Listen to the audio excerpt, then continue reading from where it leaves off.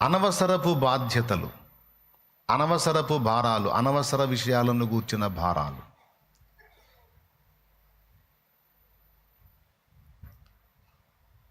అనవసరమైనవి కొన్ని మోస్తుంటాం మనం. అనవసరపు భారాలు కొన్ని ఉంటాయి మనం ఎత్తుకునేవి. అనవసరపు భారాలు ఏంటంటే,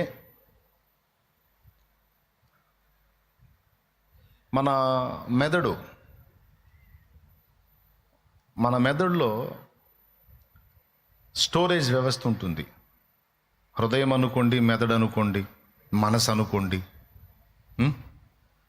హృదయము, మనసు, భౌతికంగా చెప్పాలంటే మెదడు, ఆలోచన ప్రపంచం. స్టోరేజ్ వ్యవస్థ ఉంటుంది మనకి. ఆ స్టోరేజ్ వ్యవస్థ ఒక్కొక్కరికి ఒక్కొక్క పరిధిలో ఉంటుంది. మొత్తంగా ఆయన అయితే ఒక స్థాయిని ఇచ్చాడు. ఉదాహరణకి ఒక డ్రమ్ ఉంది. 25 లీటర్లు పడతాయి ఒక డ్రమ్ములో, 50 లీటర్లు పడతాయి ఒక డ్రమ్ములో, 100 లీటర్లు పట్టే డ్రమ్ము కూడా ఒకటి ఉంటుంది. 100 లీటర్లు పట్టే డ్రమ్ములో 1000 లీటర్లు పోయలేరు. దాని కెపాసిటీ ఎంత ఇచ్చాడంటే 100 లీటర్స్ ఇచ్చాడు. ఓకే, దానిలో 1000 లీటర్లు పడతాయా? 500, 300, 100 లీటర్లు ఇచ్చాడంటే 100 పడతాయి, మిగిలింది పోతుంది. అవునా? అలాగే మన హృదయము లేక మనస్సు లేదా బ్రెయిన్ స్టోరేజ్ వ్యవస్థలో కొంత పరిధిలోనే మనం నింపుకొని ఉంచుకోగలం. మించింది పోతుంది. కెపాసిటీ అంటారు కదా. మనకు కూడా దేవుడిచ్చిన సిస్టంలో కొంత కెపాసిటీని డిజైన్ చేశాడు ఆయన. ఆ పరిధిలోనే మన విషయాలను గ్రహించగలం, దాచగలం. మించితే మన వల్ల కాదు. అర్థమైందా? సాతాన్ చేస్తున్న కుట్ర ఏంటంటే, దేవుడిచ్చినటువంటి కెపాసిటీలో నింపవలసిన విషయాలను మనం నింపుకుంటే అది మనకి, సమాజానికి క్షేమం. కానీ వాడేం చేస్తున్నాడు, నింపబడవలసిన విషయాలు నింపబడకుండా, అవి నింపబడటానికి ఖాళీ లేకుండా వేరే వ్యర్థతంతా తీసుకొచ్చి నింపుతున్నాడు. ఇప్పుడు కొన్ని రీల్స్ చూసావు, లేకపోతే కొన్ని వీడియోస్ చూసావు, లేదా కొన్ని సినిమాలు చూసావేవో. వాక్యాన్ని 66 పుస్తకాల బైబిల్ గ్రంథంలో ఉన్న వాక్యాన్ని నువ్వు నింపుకున్నావు అనుకో, అవి నింపుకోవడానికి స్టోరేజ్ సరిపోదు. ఒకవేళ మళ్ళీ ఇవి నింపుకున్నా నువ్వు వాటిని కూడా నింపాలనుకో, ఏం జరిగిందో తెలుసా? వీటిని మళ్ళీ బయటికి పంపాలి. ఆల్రెడీ నీలో ఉన్న విషయాన్ని నువ్వు బయటికి పంపితే కానీ అవి లోడ్ కావు. ఎంత కుట్ర అంటే, ఒక సినిమాని నీకు చూపించాడు అంటే దాదాపు 3 గంటల సినిమాలో మెయిన్ పార్ట్స్ అన్నీ నీ మనసులోకి వచ్చేస్తాయి, లోడ్ అయిపోతాయి. ఒక మూవీ చూసావు, మళ్ళీ ఇంకొక మూవీ అదే మూవీ మళ్ళీ కొద్ది రోజుల తర్వాత చూస్తే నేను చూశానంటావు. తర్వాత ఇది జరిగింది కదా, చూశాను నేను అంటావు. ఎంతమంది చెప్తారు అది? ఒకసారి ఆలోచించండి. ఒక మూవీని చూసినప్పుడు అవసరం లేదు, తీసేనా. 3 గంటలు లేదా 2.5 గంట ఒక సినిమా నువ్వు చూసినప్పుడు నీకు తెలియకుండానే నీలో స్టోరేజ్ అయిపోతుంది అది. అదే మూవీని కొన్ని నెలల తర్వాత, సంవత్సరం తర్వాత మళ్ళీ నీ ముందు చూయించినప్పుడు స్టార్టింగ్ చూసి ఇది నేను చూశాను, తర్వాత ఇది జరిగిద్ది నువ్వు చెబుతావా, చెప్పవా? ఎట్లా తెలుసు? నీకు తెలియకుండానే లోడ్ అయిపోయింది. అట్లాగా నువ్వు చూసినవి చాలా అవసరమైనవి ఉన్నాయి, కొన్ని అనవసరమైనవి ఉన్నాయి. అనవసరమైనవన్నీ కూడా ఒక భారంగా మారి నీలో స్టోరేజ్ అవుతుంది. ఈ పనిని సైతాన్ తీసుకున్నాడు. అంటే ఉండాల్సినవి నీలో ఉండకూడని చెత్తంతా నింపి, ఉండవలసినవి నీలో నుంచి డిలీట్ అయిపోయేటట్టు, తొలగిపోయేటట్టు, బయటికి పోయేటట్టు వాడు కుట్ర చేశాడు. లేకపోతే నష్టమే ఉంది. నువ్వు సినిమా చూస్తే దేవుడికి ఏమన్నా నష్టమా? లేకపోతే నువ్వు రీల్స్ చూస్తే దేవుడికి ఏమన్నా నష్టమా? లోకంలో ఉన్న చెత్తంతా చూస్తే ఆయనకి ఏమన్నా ఇబ్బంది అయింది? ఆయనకు వచ్చిన నష్టం నీకు నష్టం. నీలో స్టోరేజ్ సిస్టమ్ అనేది ఒక నిర్ణీత కొలతలో ఉంది. దానిలోనే నువ్వు మెయిన్ స్టోర్ చేసుకోవాలి. నువ్వు ఏడాడ చెత్త అంతా తీసుకొచ్చి అందులో వేసావంటే స్టోర్ అయినవి డిలీట్ అయిపోతాయి, అవి నీకు గుర్తు రావు. అవి అలా జరగకూడదు అంటే నువ్వు సెల్ ఫోన్ యూజ్ చేయి వాక్యం కోసం, సెల్ ఫోన్ యూజ్ చేయి ఇంపార్టెంట్ న్యూస్ కోసం, సెల్ ఫోన్ యూజ్ చేయి ఫోన్పే, గూగుల్ పే, లేకపోతే ఏదో ఆర్థిక లావాదేవీల విషయంలో. నువ్వు సెల్ ఫోన్ యూజ్ చేయి నీ పని విషయంలో, నువ్వు సెల్ ఫోన్ యూజ్ చేయి ఇంపార్టెంట్ థింగ్స్. అంతేగాని ఖాళీ దొరికింది కదా అని ఏడాడు చెత్త అంతా చూస్తూ ఉంటే నువ్వు చూసిన అది 2 నిమిషాల రీల్ అయినా కావచ్చు, ఆ రీల్స్ నువ్వు చూసేది ప్రతిదీ లోడ్ అయిపోయింది. ఎంత స్టోరేజ్ అవుతుందో చూడు. ఇది నువ్వు అనవసరంగా మోస్తున్న బరువు, నీకు తెలియకుండానే మోస్తున్నావు. దీన్ని ఏమంటారంటే అనవసరపు భారము అంటారు. దీన్ని కూడా విడిచిపెట్టాలి. దానివల్ల ఏం జరుగుతుందో తెలుసా? బ్రెయిన్ డ్యామేజ్ అవుతుంది. చాలామందికి తెలియదు. బ్రెయిన్ స్ట్రోక్స్ ఈరోజు ఎక్కువగా రావడానికి కారణం, చిన్న వయసులో బ్రెయిన్ స్ట్రోక్స్ రావడానికి కారణం ఇది కూడా ఓవర్లోడింగ్. కెపాసిటీకి మించి లోడ్ అవుతుంది సరుకు. హలో, ఏమైనా అర్థమవుతుందా నేను చెప్పేది? కెపాసిటీకి మించి లోడ్ అవుతుంది, దానివల్ల డ్యామేజ్ అవుతుంది.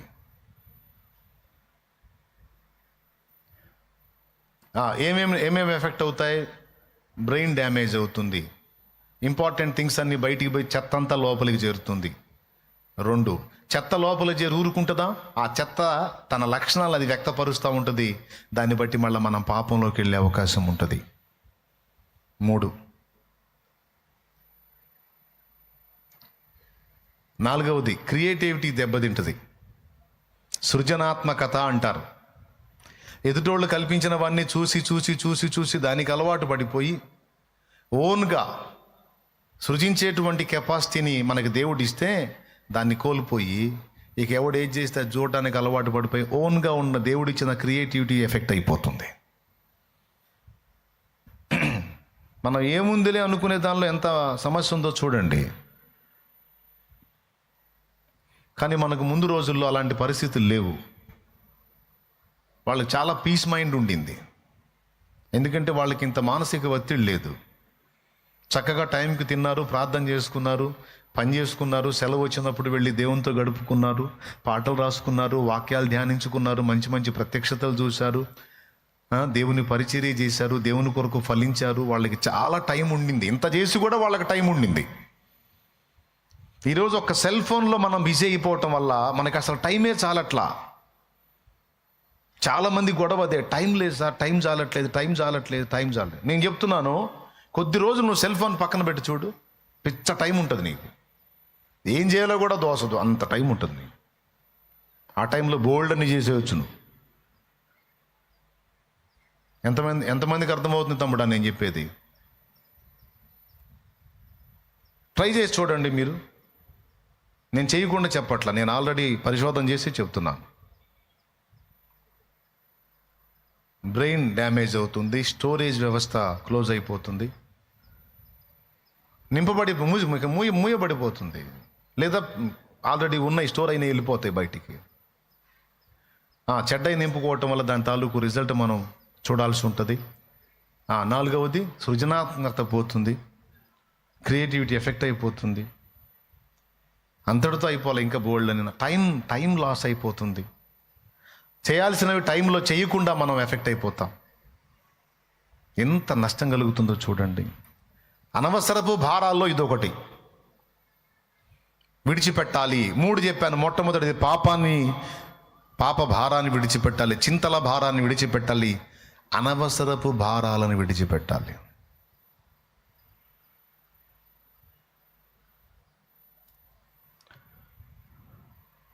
4వది, ఇప్పుడు ఈ ఫోన్ గురించి మీకు జస్ట్ కొంచెం టూకీగా అర్థమయ్యేటట్టు చెప్పాను. వీటితో పాటు ఇంకా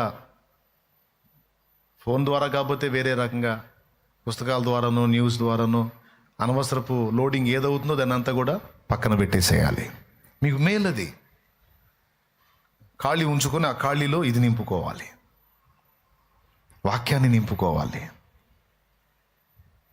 ఓకేనా? రైట్. ఇకపోతే మనం విడిచిపెట్టాల్సిన 4వ భారం. కొన్ని ప్రాముఖ్యమైనవి ఉంటాయి, కొన్ని ప్రాముఖ్యత కానివి ఉంటాయి. కొన్ని ఖచ్చితంగా మనమే చేయాలి, కొన్ని ఇతరులు కూడా డీల్ చేయగలుగుతారు. కొంతమంది కుటుంబంలో వ్యక్తుల విషయంలో కానీ, సంఘంలో వ్యక్తుల విషయంలో కానీ, నేను వాళ్ళ సైకాలజీ చెప్పనా, వాళ్ళ మైండ్ ఎలాంటిదంటే, అబ్బాయి శామ్ ఇది సైడ్ పెట్టు, పక్కన పెట్టు అన్నాను, తీశాడు. ఎక్కడ పెడుతున్నావు? వినండి, బాగా వినండి. తీశాడా? మళ్ళీ ఆడబెట్టా? దేవునికి స్తోత్రం. ఇది అన్నాను, బిడ్డ తీశాడు. దానికి ఆ బిడ్డ ఉన్నాడు, తీస్తాడు. ఆ వాచ్ కరెక్ట్గా ఉందో లేదో చూడు అన్నాను, చూస్తాడు. కొంతమంది మైండ్ ఎట్టుంటుందంటే, నేను చూపిస్తాను, ఆగండి, ఆడబెట్టు, గ్లాస్ ఆడబెట్టు. రెండో వాడిని చేయనీరు మొత్తం వాళ్ళే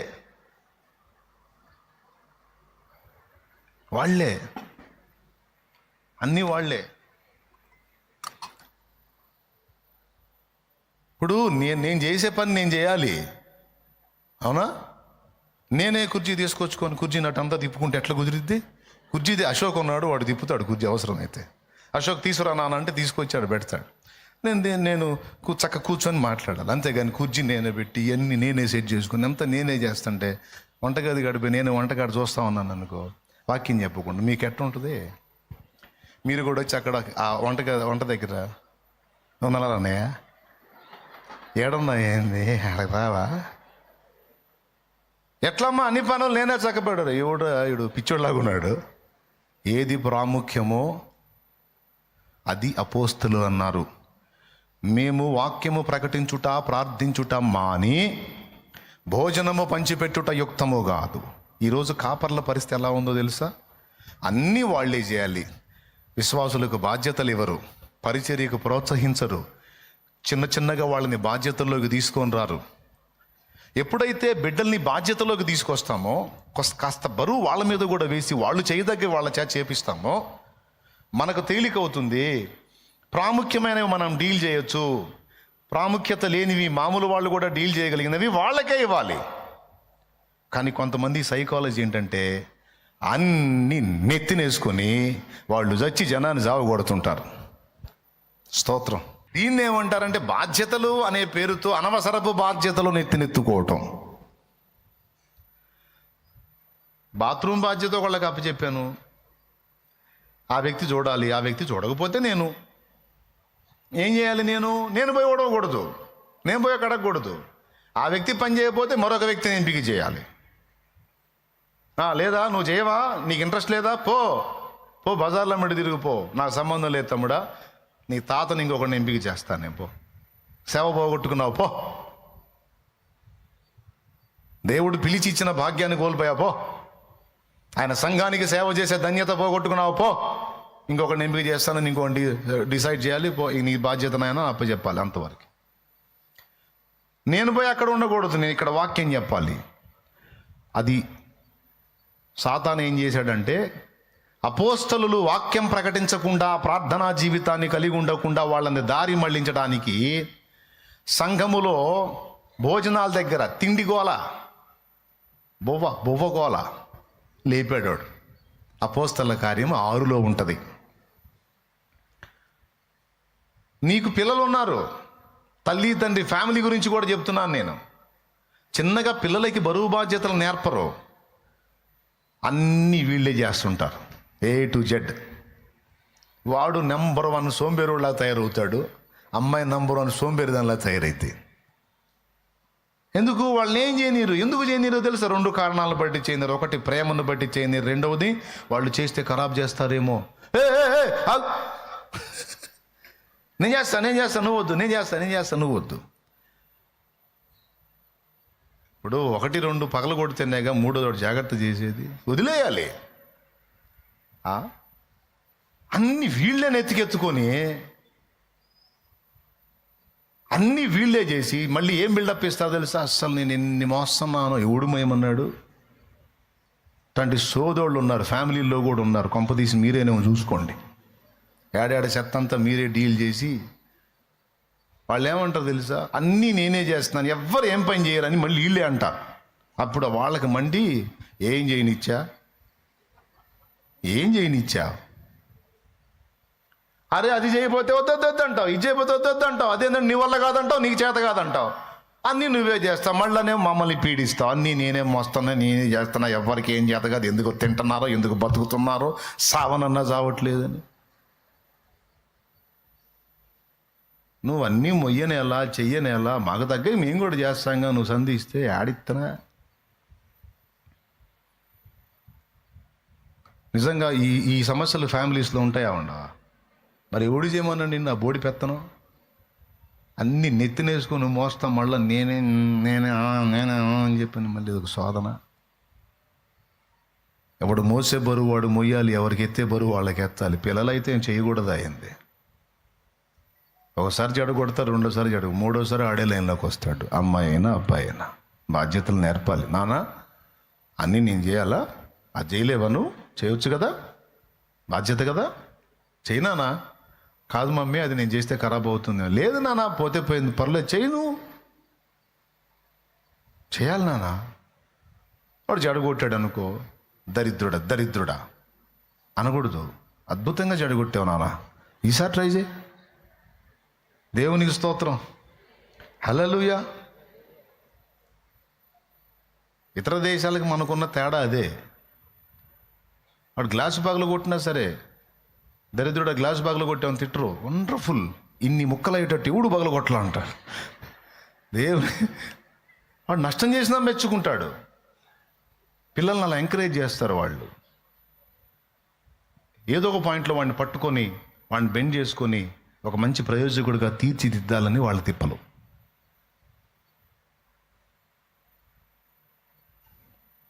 అన్ని బరువులు నువ్వెందుకు మోస్తున్నావు? ఎవరి బరువు వాళ్ళు మొయ్యాలి. పెద్ద పొగిడితే చాలు, మునగ చెట్టు ఎక్కిపోయి అన్ని ఎత్తికేసుకొని గందరగోళం అయిపోయి నువ్వేడిసి పక్కన వాళ్ళు ఏడిపి చెవుడికి మనశ్శాంతి లేకుండా చేస్తారు ఒక్కొక్కళ్ళు. దేవునికి స్తోత్రం కలుగును గాక. ఏమనుకోవద్దు, ఉన్న సంగతులు చెప్తున్నాను నేను అసలు పరిచర్య ఆరంభం నుంచి అట్ట చేయలే. ఖచ్చితంగా ఆ 100 మందిలోనే పరిచారకులు ఎవరి పని వాళ్ళు చేయాలి.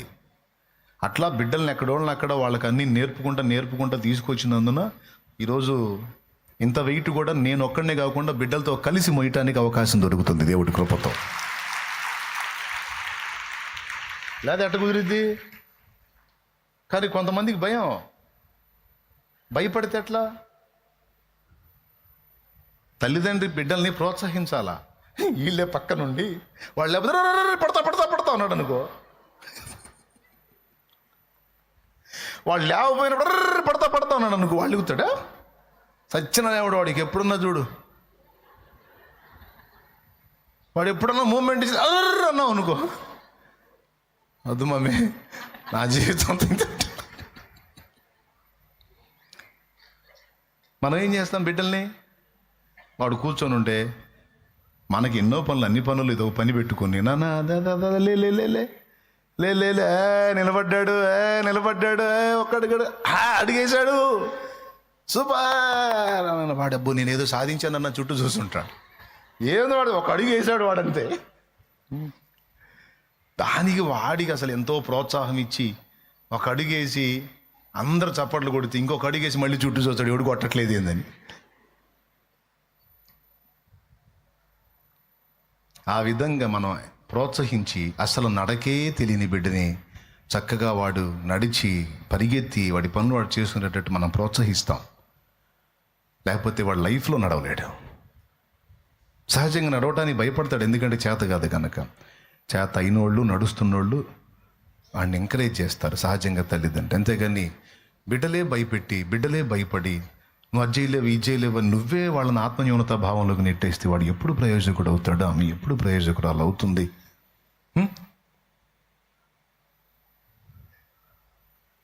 లోకంలో పరిస్థితులు ఎదుర్కోవాలి. కొన్ని డేంజర్ పరిస్థితుల్లోకి వెళ్ళబోయినప్పుడు మాత్రం నువ్వు చెప్పొచ్చు, నాన్న అది ప్రమాదం, దాని గురించి ఆలోచించు. కొన్నిటికి నువ్వు పంపకపోవటమే నష్టం, కొన్నిటికి పంపితే నష్టం. పంపితే నష్టం అని కొన్ని అన్నిటికీ పంపకుండా ఆపొద్దు. కొన్ని వాడు ఎదుర్కోవాలి, కొన్ని ఆమె ఎదుర్కోవాలి. లోకం చూడాలి. లోకంలో చేదు, మంచి, తీపి అన్ని అనుభవాలు ఫేస్ చేయాలి. అడిగేస్తే పడతాడేమని భయపడి ప్రతిదానికి కేకలేస్తే వాడు ఎందుకు పనికి రాకుండా అయిపోతాడు. ఎంత ముఖ్యమైన విషయం ఇది. అన్నీ నువ్వే చేసేస్తే ఇంకా వాడేం చేస్తాడు?